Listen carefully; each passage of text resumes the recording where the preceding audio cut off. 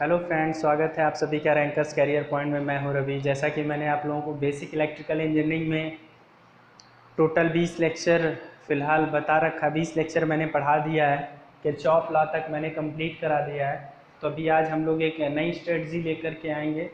हर एक definite lecture के बाद जब हमें लगेगा कि बहुत कंटेंट आपको फ़िलहाल हो गया है, तो एक हम लोग छोटा सा फ़िलहाल शॉर्ट नोट क्लास करेंगे और उसमें हम लोग ये सीखेंगे कि हमें शॉर्ट नोट कैसे बनाना है। जो टॉपिक हमने पढ़ा है उसको कैसे हम लोग शॉर्ट नोट बना करके उसको फ़िलहाल रिमेंबर रख सकते हैं बार बार। चूँकि आप जो पढ़ते हैं वो एक बहुत बड़ा नोट्स बनता चला जाता है। अगर आप देखेंगे कि फर्स्ट लेक्चर से लेकर के अगर आप देखेंगे किरचॉफ लॉ तक, तो बेसिकली जब मैं क्लासरूम में पढ़ाता हूँ तो इतने में ही 64 टू 65 पेजेस के जो है आपका जो है फ़िलहाल एक नोट्स तैयार हो जाता है सर किरचॉफ लॉ तक।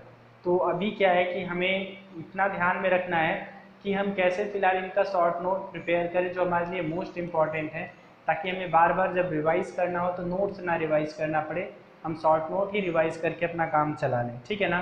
तो इस क्लास में मैं आपको बताऊंगा कि हम लोग शॉर्ट नोट कैसे बनाएंगे। तो आज का जो हमारा क्लास है शॉर्ट नोट बनाने का क्लास है। फ़िलहाल हम लोग देखेंगे short notes of previous lecture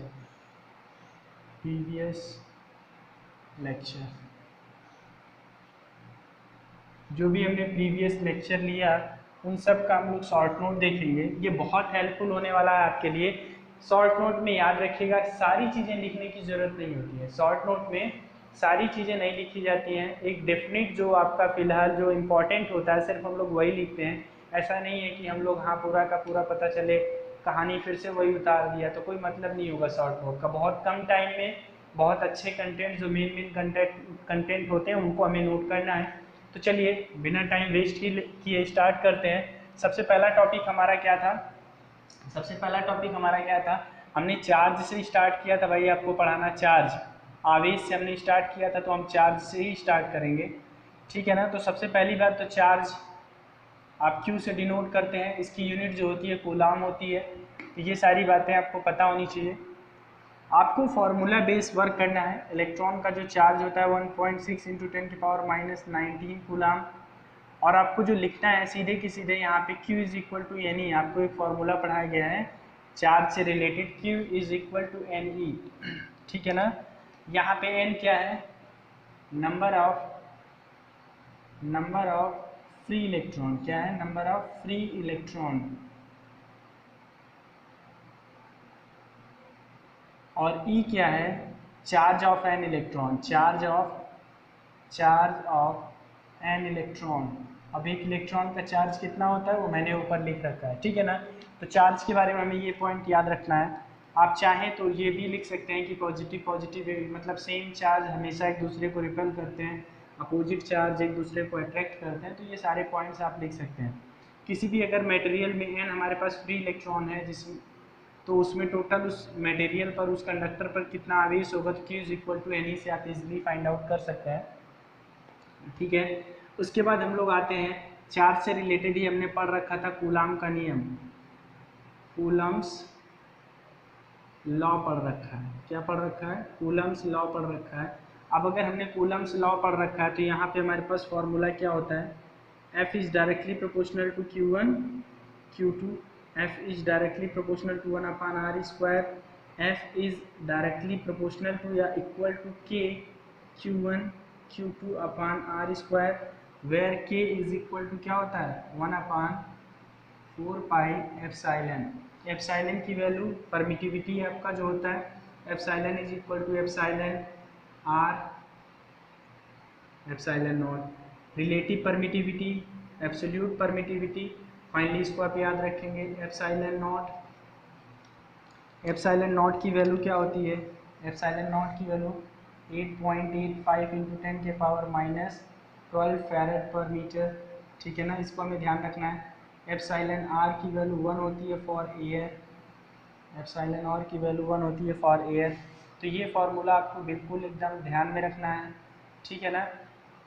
Coulomb's law से रिलेटेड एक बेसिक पॉइंट हो गया। इसके बाद मैंने आपको पढ़ाया था करंट।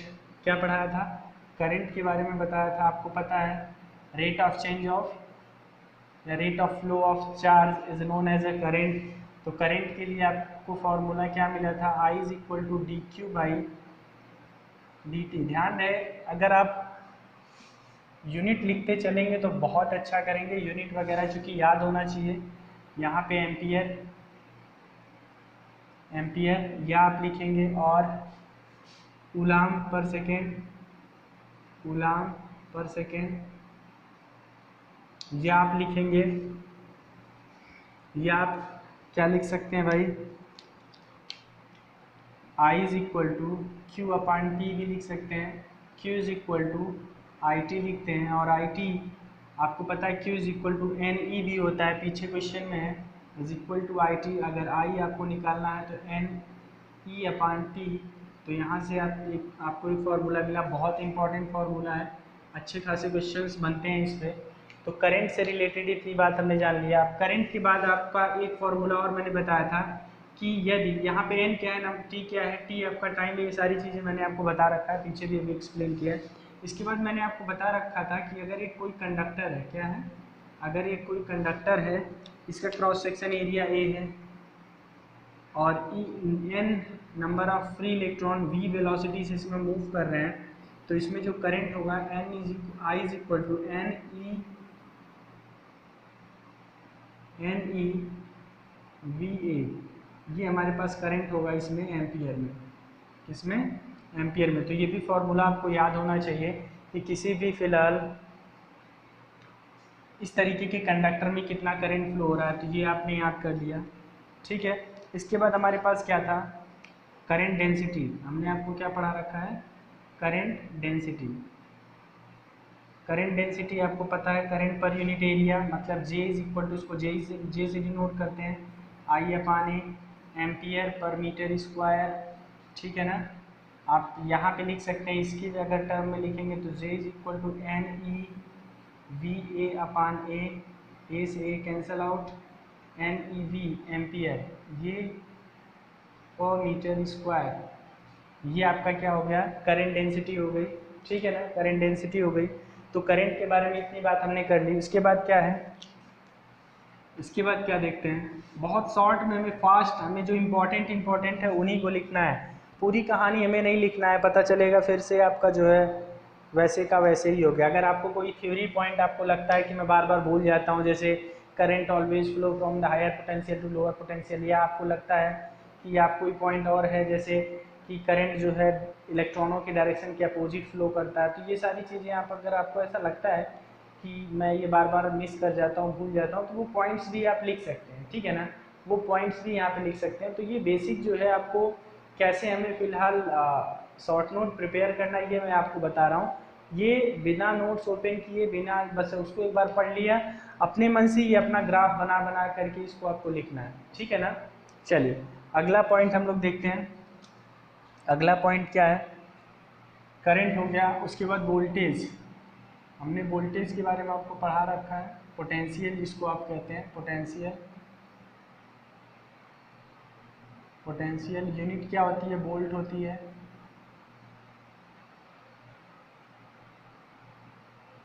W अपान Q, इसको आप लिखते हैं जूल पर कूलाम, ठीक है ना, जूल पर कूलाम लिखते हैं, या इसी को एक वर्ड में आप कहते हैं volt. Potential difference V is equal to V1 minus V2, मान लीजिए ये V1 है, ये V2 है, यहाँ का वोल्टेज हमें पोटेंशियल डिफरेंस रेजिस्टेंस के क्रॉस का फाइंड करना है, तो ये पोटेंशियल डिफरेंस यूनिट वही होने वाली है, यूनिट आपका वही होने वाला है। अब यहाँ से देखिए W is equal to V Q, Q बराबर आप क्या लिख सकते हैं, आई टी, तो यहाँ पे आप लिख देंगे, एन ई भी लिख सकते हैं, आई टी भी लिख सकते हैं, जो आप लिखना चाहें। तो यहाँ पे जो एनर्जी है वो आपका वी आई टी यहाँ से देखने को मिला है, जो आगे भी हमें देखने को मिलेगा। तो ये फॉर्मूले आपको बिल्कुल याद रखना है बहुत अच्छे से, इसमें फ़िलहाल किसी भी तरीके से आपको फ़िलहाल इसको मिस नहीं करना है, ठीक है ना। चलिए अगली बात क्या हो सकती है इसमें भाई, आपने पोटेंशियल देख लिया, अब उसके बाद आप देखेंगे पावर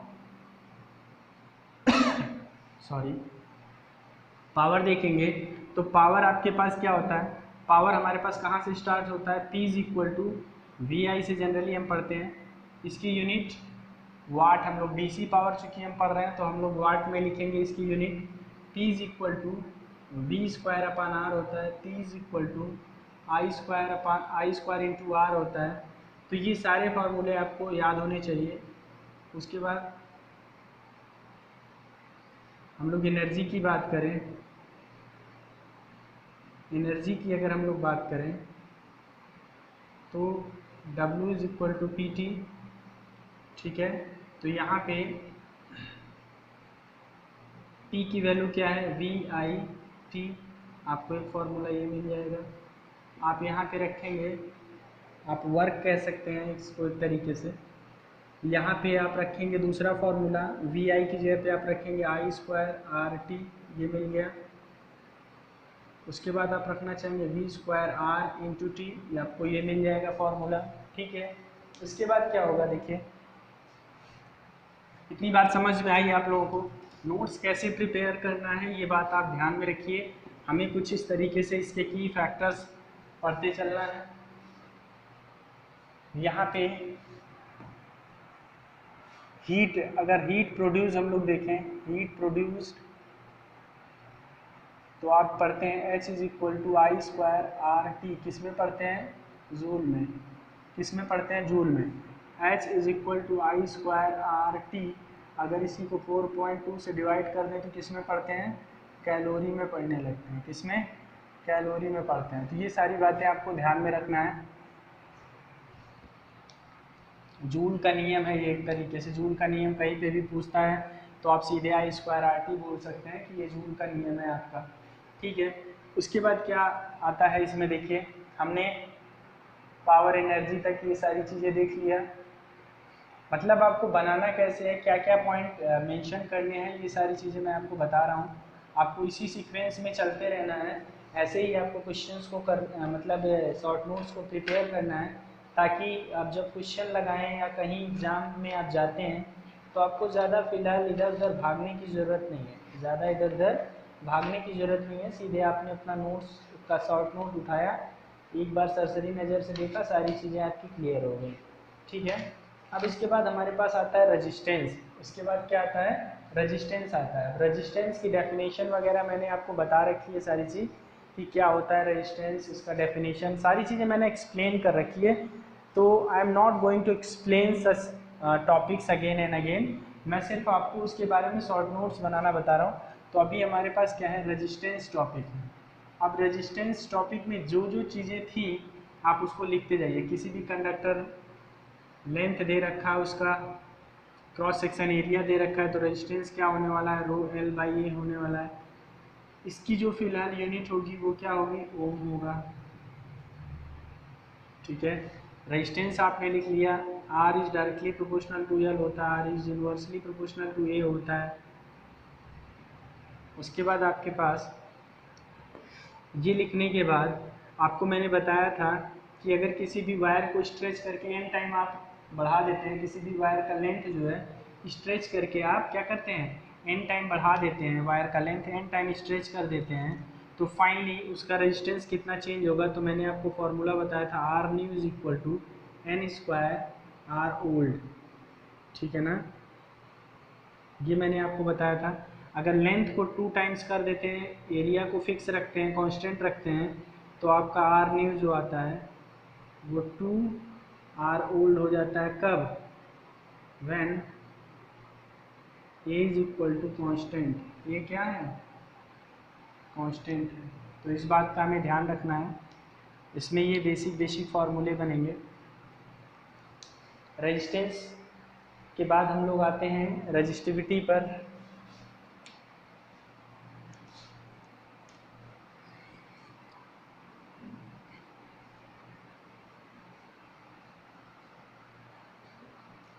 हम लोग बात करेंगे रेजिस्टिविटी पर। रेजिस्टिविटी मीन्स प्रतिरोधकता। रो इज इक्वल टू आप क्या लिखते हैं, R A by L.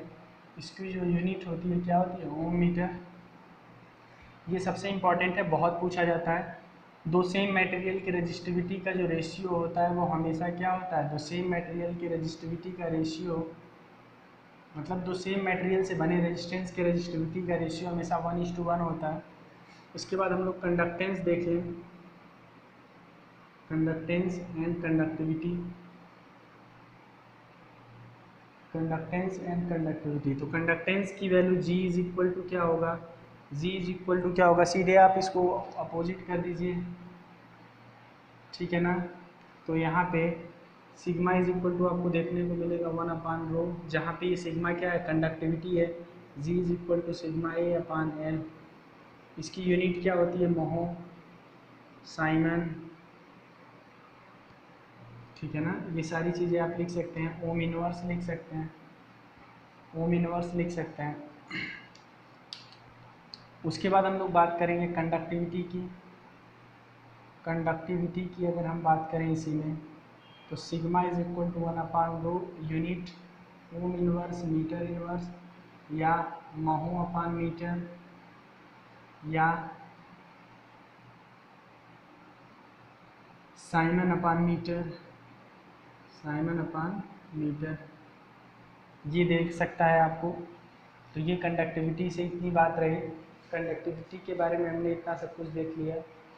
Finally अब हम लोग पहुंचते हैं, रेजिस्टेंस देख लिया, टेम्परेचर कोफिशिएंट पे देखते हैं, टेम्परेचर कोफिशिएंट। अब आप भूल ना जाओ टेम्परेचर कोफिशिएंट को, इसलिए उससे रिलेटेड हमें किस तरीके से शॉर्ट नोट प्रिपेयर करना है ये देखिए।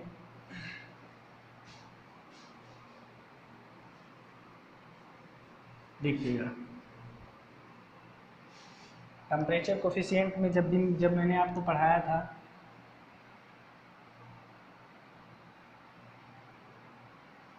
तो मैंने बहुत अच्छे से आपको बता रखा था टेम्परेचर कोफिशिएंट पॉजिटिव, निगेटिव और ज़ीरो। पॉजिटिव किसका होता है, कंडक्टर। निगेटिव किसका होता है, insulator, semiconductor, insulator comma semiconductor and electrolyte, electrolytes का। ज़ीरो टेम्परेचर के लिए, ज़ीरो के लिए क्या होता है, एलॉय मटेरियल होते हैं, constantan and alloy, constantan and manganin, constantan and manganin. तो ये आपके जो एलॉय मटेरियल होते हैं ये आपके क्या है, जीरो टेम्परेचर कोफिशिएंट मटेरियल हैं। अब टेम्परेचर कोफिशिएंट के टर्म में हम लोग देखे थे effect of temperature on resistance, effect of temperature on resistance. सारे लेक्चर आप देखेंगे, ये एक लेक्चर उसके बराबर है, सभी के फॉर्मूले इसमें रिवाइज्ड हैं। तो हमारे पास effect of temperature on resistance क्या था, हमने बताया था R T is equal to R naught 1 plus alpha delta T के बारे में मैंने आपको पढ़ाया था। अगर रजिस्टिविटी की बात करें तो रजिस्टिविटी भी इसी रेशियो में चेंज होता है, जहाँ पे मैंने बताया था कि रेजिस्टेंस टी टेम्परेचर पे, जीरो टेम्परेचर पे alpha temperature coefficient of the material, delta T change in temperature, जो चेंज इन टेम्परेचर है दैट इज़ योर डेल्टा। तो ये सारी चीज़ें मैंने आपको बता रखा था, बहुत इंपॉर्टेंट फार्मूला है ये अपने आप में, तो इसको हमें ध्यान में रखना है। उसके बाद हमारे पास क्या था, हमारे पास ओम्स लॉ पे हम लोग आते हैं। बिल्कुल फ़िलहाल हम लोग करीब पहुंच चुके हैं, मैक्सिमम 20-25 मिनट में हम लोग पूरा 20 लेक्चर का जो है कंटेंट रिवाइज कर लेंगे, सारे फार्मूलेज वगैरह। अगला हमारे पास था ओम्स लॉ। ओम्स लॉ के बारे में हमने आपको बताया था कि ओम्स लॉ क्या है, एक लीनियर लॉ है। कैसा लॉ है, ओम्स लॉ एक लीनियर लॉ है। यहाँ होता है V is equal to I R, चाहे तो ग्राफ साइड में बना सकते हैं, ठीक है ना। V is directly proportional to I, I is directly proportional to V वाला केस भी मैंने आपको समझाया था। आप चाहें तो फिगर वगैरह भी बना सकते हैं। इसके बारे में लिमिटेशन इसके क्या क्या थे, भाई ओम्स लॉ के, ये नॉन लीनियर कंपोनेंट पर अप्लाई नहीं होता, नॉन लीनियर नॉन लीनियर, चाहे वो डायोड हो, डायोड हो, ट्रांजिस्टर हो, इस तरीके के जितने भी फिलहाल वैक्यूम ट्यूब हो, जो नॉन लीनियर एलिमेंट्स हैं उस पर ओम्स लॉ अप्लाई नहीं होता है। दूसरी चीज़, जहाँ पे फिजिकल जो है स्टेट कांस्टेंट ना हो, जैसे टेम्परेचर, वॉल्यूम और प्रेशर, ये सारी चीज़ें कांस्टेंट ना हो, तो वहाँ पर भी ओम्स लॉ आपका फॉलो नहीं होता है। तो ये सारी चीज़ें आपको ध्यान में रखना है ओम्स लॉ से रिलेटेड। अब ओम्स लॉ से अभी जो मैंने पावर के इक्वेशन बताए थे, तो वो सारे ओम्स लॉ से ही निकल के आते हैं कि P इज इक्वल टू, जो अभी मैंने आपको बताया, I square R, P is equal to V square upon R, और P is equal to V I. ये सारे जो फॉर्मूले थे ये कहीं ना कहीं ओम्स लॉ से ही ड्राइव होकर के आए थे जब हमने ओम्स लॉ पढ़ लिया था। तो ओम्स लॉ के बारे में लिमिटेशन वगैरह ध्यान में रखना है। एक लीनियर लॉ है, नॉन लीनियर कंपोनेंट पर ये कभी भी अप्लाई नहीं होता है, ठीक है ना। और जहाँ पे फिजिकल स्टेट बार बार वेरी हो रहा हो, वहाँ पर भी हम लोग इसका यूज़ नहीं कर सकते। अब उसके बाद आते हैं कनेक्शन ऑफ रजिस्टेंसेस पे। कहाँ? कनेक्शन ऑफ ओम्स लॉ पढ़ने के बाद फिर हमारे पास आता है कनेक्शन ऑफ रजिस्टेंसेस, जिसमें कितने तरीके के हमने कनेक्शन पढ़े थे, सीरीज, पैरेलल, मिक्स कनेक्शन। हमें यहाँ पे जो शॉर्ट नोट बनाना है वो सीरीज पैरेलल का ही बनाना है।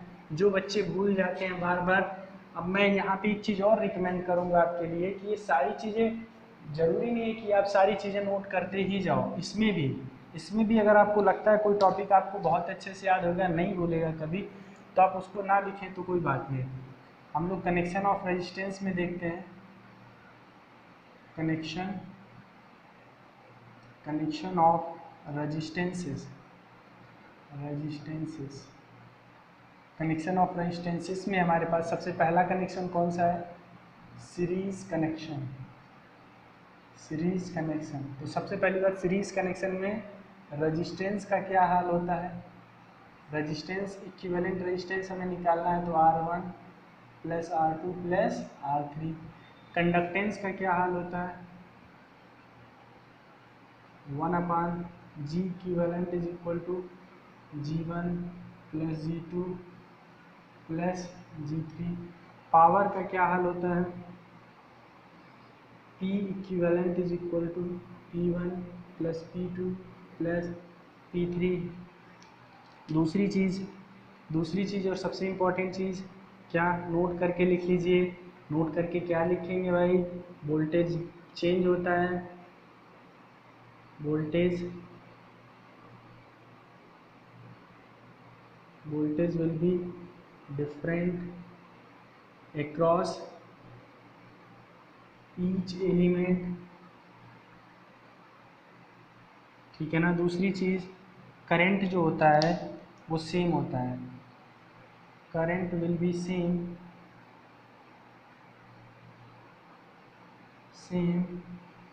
इन ईच एलिमेंट, मतलब इसमें करंट आपका change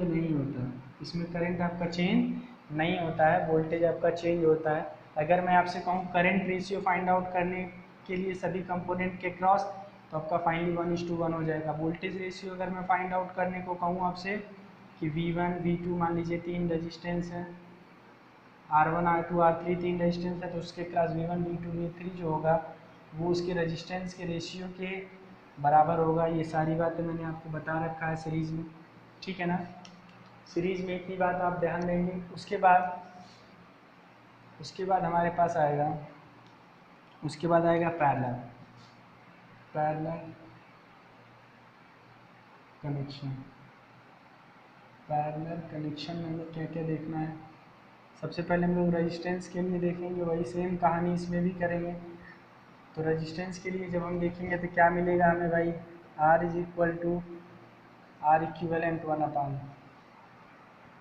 1/R1 plus 1/R2 plus 1/R3, ठीक है ना। आप चाहें तो फिगर भी बना सकते हैं अगर आपको लगता है कि ज़रूरी है तो, बट ये शॉर्ट नोट है ना कि कंप्लीट नोट्स। कंडक्टेंस की हम लोग बात कर लें, conductance G is equal to G1 plus G2 plus G3। Power की बात कर लें, P equivalent is equal to P1 plus P2 plus P3, which is very important, ठीक है ना। आपने पावर देख लिया। अगर दो सेम रेजिस्टेंसेस हमारे पास है इक्वल पैरेलल में, तो उसका जो इक्विवेलेंट रेजिस्टेंस होगा R/2 हो जाएगा for two same resistance, for two same resistances are equivalent जो होने वाला है वो क्या हो जाएगा R/2 हो जाएगा। तो आई होप इतनी बातें आपको समझ में आई होंगी। यहाँ पे हमने क्या किया, हमने फाइनली पूरा सीरीज और पैरेलल का केस देख लिया। अब जो इसकी कॉन्सेप्ट बल्ब वगैरह का कॉन्सेप्ट था वो सब चीज़ें न्यूमेरिकली हैं, उसको आपको समझना पड़ेगा अच्छे से।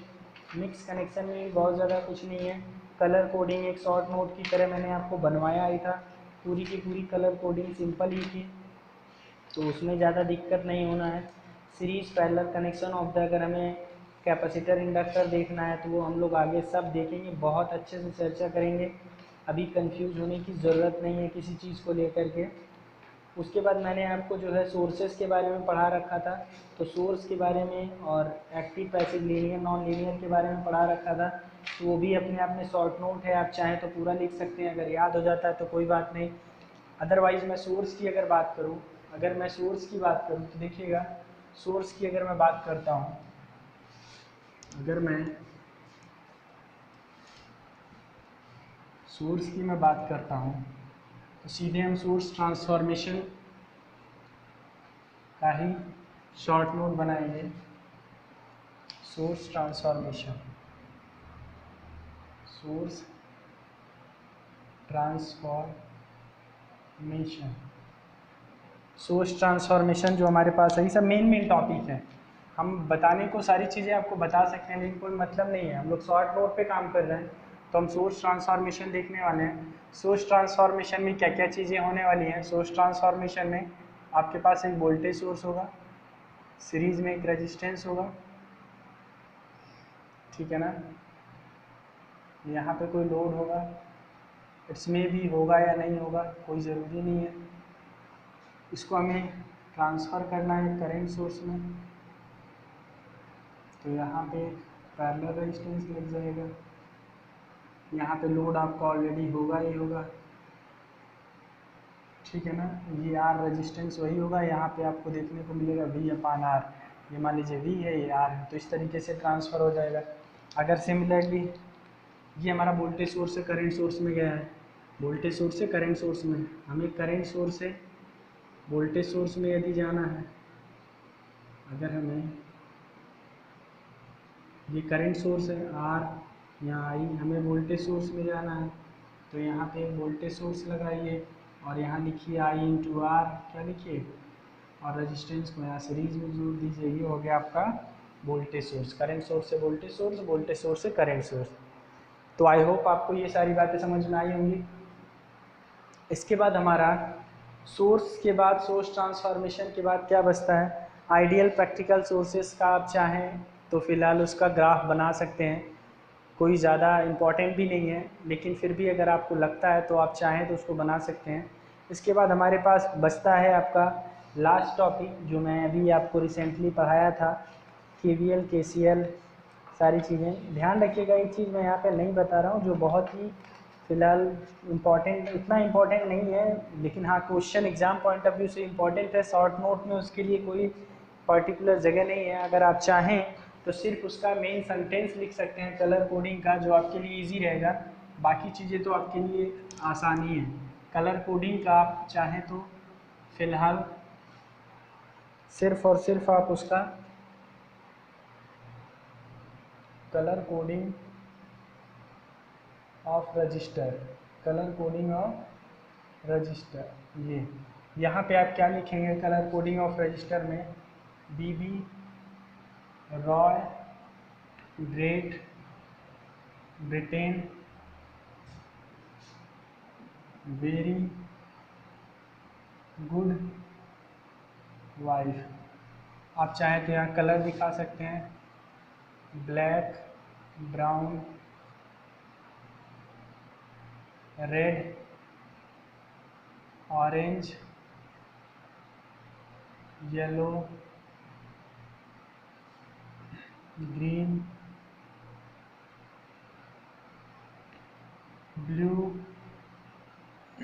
वायलेट, ग्रे, वाइट,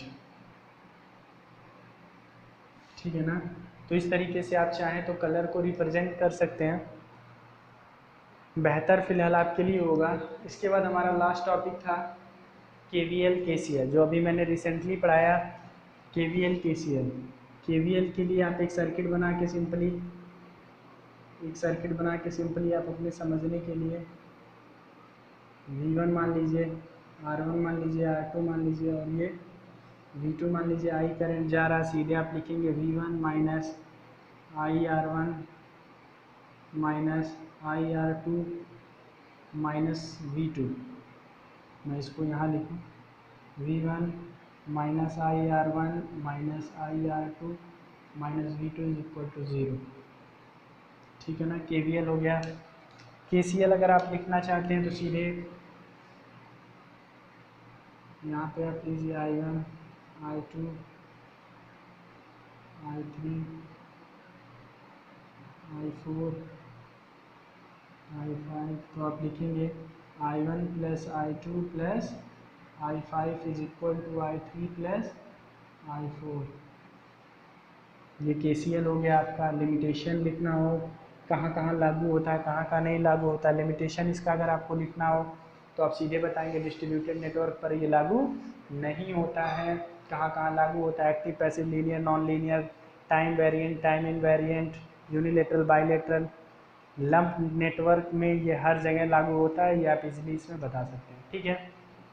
तो फिलहाल अभी हमने कल तक का जितना हमने क्लास देखा था बेसिक का, पूरा बेसिक इलेक्ट्रिकल का, उसका हमने शॉर्ट नोट प्रिपेयर कर लिया है। अभी तो ये बहुत इंपॉर्टेंट उतना टॉपिक नहीं था, इसके छोटे छोटे पॉइंट थे, छोटे छोटे डेफिनेशन थे जो आपके लिए काफ़ी ज़्यादा फ़िलहाल इम्पॉर्टेंट है। ये बेसिक पार्ट है डीसी का, ये सब आपको आना चाहिए, तो उसका हमने जनरली फास्ट में शॉर्ट नोट प्रिपेयर करा दिया। नेक्स्ट टाइम हम लोग जब शॉर्ट नोट प्रिपेयर करेंगे तो और बेहतर वहाँ पे हम लोग अच्छी चीज़ें और देखेंगे। तो फिलहाल आज के इस लेक्चर में इतना ही। शॉर्ट नोट हमने आपका प्रिपेयर कराया, आपको ऐसे ही शॉर्ट नोट्स बनाने हैं, सारी चीज़ें नहीं लिखनी है। इसमें भी जो चीज़ें अगर आपको आती हैं, लगता है हम कभी नहीं भूलेंगे, तो उसको आप फिल्टर करते जाएंगे अपने हिसाब से। मुझे जो लगा फॉर्मूला बेस्ड था, जो बार बार भूल सकता है बच्चों को, वो मैंने बताया। फ़िलहाल आज के लिए इतना ही। अगर वीडियो पसंद आ रहा हो तो वीडियो को लाइक, शेयर और चैनल को सब्सक्राइब करना ना भूलें। Thank you so much.